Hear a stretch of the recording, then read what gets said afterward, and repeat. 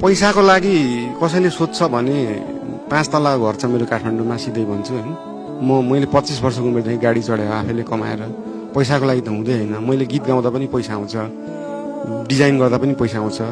supervision गर्दा पनि पैसा आउँछ कन्स्ट्रक्सन लिएर गर्दा पनि पैसा आउँछ मैले इन्डोर्समेन्ट गर्दा पनि पैसा आउँछ मैले कहीँनिर बोल्दिँदा पनि पैसा दिन्छन् आजभोलि हैन जे गर्दा पनि पैसा आउँछ भनेपछि त्यो पैसाको लागि होइन अनि नामको लागि एउटा केही गरौँ भन्नेको लागि हो जस्तै विनोद चौधरीजी बिलियनियर हुनुभयो तैपनि उहाँ लाग्नु भयो हैन मलाई चाहिँ अब यो समाजको लागि अब अलरेडी नामको लागि त अलरेडी म्युजिक गरिरहेको छु मान्छेले गीत सुनिरहेकै छन् हैन सबैले चाहिने जति सबैभन्दा चाहिने जतिले चिन्नु भएकै छ त्यो नामको लागि पनि होइन यो चाहिँ के हो भन्दाखेरि मलाई चाहिँ मेरो बच्चा बेलामा social study moral science Nepali साहित्य पढाउने टिचरहरूले चाहिँ के भन्नु हो भन्दाखेरि सेवा गर्नलाई काम गर्नलाई पद चाहिँदैन भनेर सिकाउनु भयो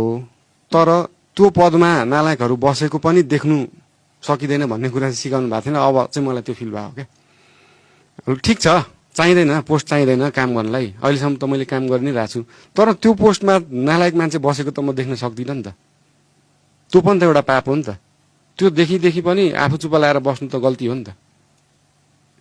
त्यहाँ राखिदिनु नि त राम्रो मान्छे मैले यत्रो किन दुःख गर्नु पर्थ्यो मेरो त आरामको जिन्दगी चलिरहेछ आनन्दले चलाइन्थ्यो राम्ररी बितिरहेछ मेरो जिन्दगी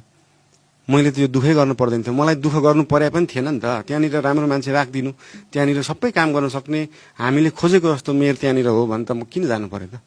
जानै पर्दैन थियो नि त्यो कुरा हो पुग्नेछ हजुर पुग्नेछ भन्नाले मलाई आफूलाई पुग्ने पुग्ने सबै छ पुग्नेछ